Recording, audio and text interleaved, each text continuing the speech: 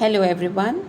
Today in this video we are going to do problem sums question number 1, 2 and 3 of exercise 1.2 Ncert class 6. Now the first problem sum is a book exhibition was held for 4 days in a school. The number of tickets sold at the counter on the first, second, third and final day was respectively 1094, 1812, 2050 and 2751. Find the total number of books sold on all 4 days. Now whenever we are doing a problem sum, you just need to understand what he's saying in the problem and how to make the statement. Now to make the statement, you can make it simple and short, right? The meaning should be clear. You don't have to use very big lines. Keep it short and simple. Now, the number of books sold, we can make the statement like the number of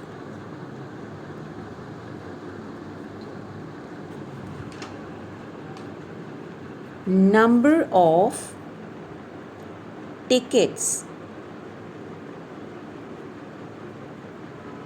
sold on day 1 is 1094. Number of tickets sold on day 2 is 1812. Number of tickets sold on day 3 is 2050 and number of tickets sold on day 4 is 2751, right?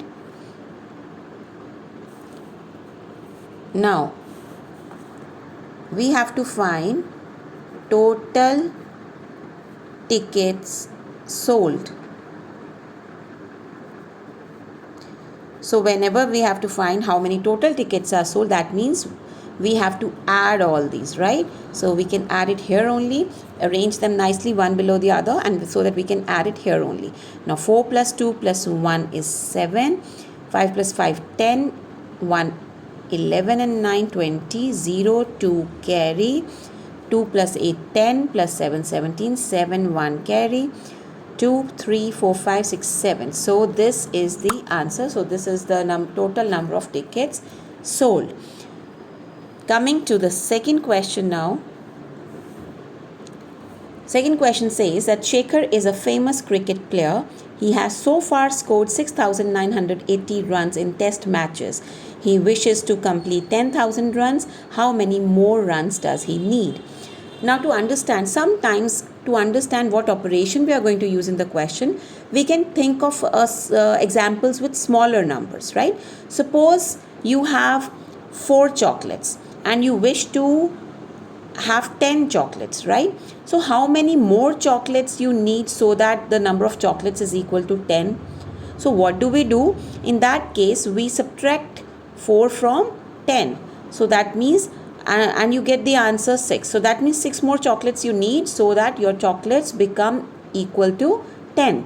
So you can use this strategy sometimes when the statement is difficult to understand, it's not clear which operation we are going to use. You can always use this strategy. So that means in this case we have to subtract the smaller number from bigger number. So how to make the statement? Total scores to complete. So how many total scores he has to complete? It is 10,000. And scores made so far. Scores made so far is 6,980. So more runs needed. More runs needed is simply we have to subtract smaller number from bigger number. For this it is 0. We have to borrow 1, it becomes 10 here, 9 here, then again 10, again borrowing, and it becomes 10 here. 10 minus 8, 2, 9 minus 9, 0. 9 minus 6, 3. So that means the answer is 3020 more runs needed. Now coming to question number 3. In an election, the successful candidate registered 5,77,500 votes and his nearest rival secured 3,48,700 votes. By what margin did the successful candidate win the election? Now, in an election, the person who has won, he got the votes, it is given to us, and also the votes secured by his rival is given to us. We just have to find that by what margin. That means what margin means what was the difference by which the successful candidate won the election. So we have to find the difference in this case. How to make the statement? Votes, you can always change the language. You can always use your language to make the statement. It should be simple. Use simple English. Votes secured by successful candidate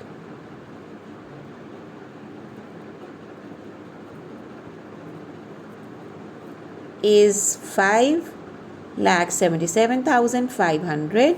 Again, vote secured by his rival is 3,48,700. So now we have to find the margin. So you can write required margin. Required margin is 5,77,500 minus 3,48,700. Find the difference. 0 minus 0, 0 minus 0 again, 5. Now borrowing 1 from here. 15 minus 7 is 8. Again borrowing 1 from here. 16 minus 8, 8. 6 minus 4, 2. 5 minus 3, 2. So the answer is 2,28,800. So that means the successful candidate won by what margin? 2,28,800 votes. I hope all these 3 questions are clear to you. Thank you and have a wonderful day.